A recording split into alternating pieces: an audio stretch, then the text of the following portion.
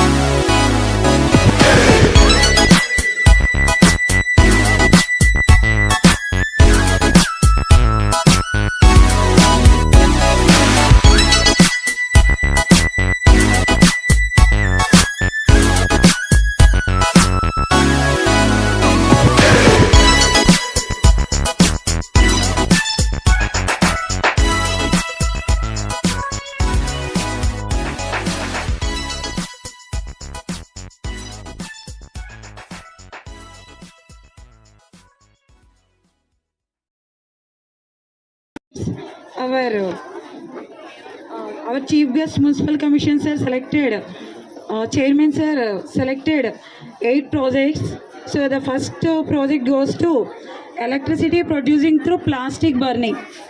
So Guna team, please come here.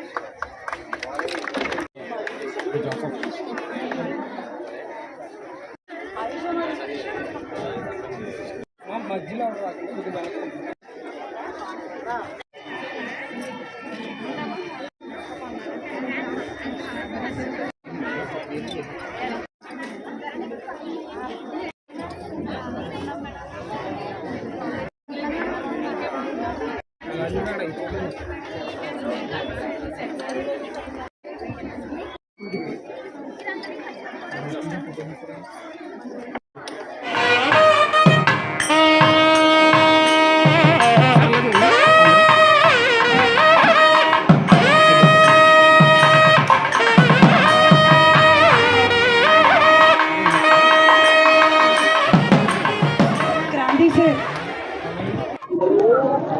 Nidadavolu rotary club ఆధ్వర్యంలో ఈ science day నిర్వహించాలనే ఆలోచన రావటము, దానికి ఈ people tree English medium high స్కూల్ని మేము ఎంపిక చేసుకోవడం జరిగింది. ఈ పాఠశాలలో ఎల్కేజీ నుండి 10th క్లాస్ వరకు విద్యార్థులు విద్యను అభ్యసిస్తున్నారు.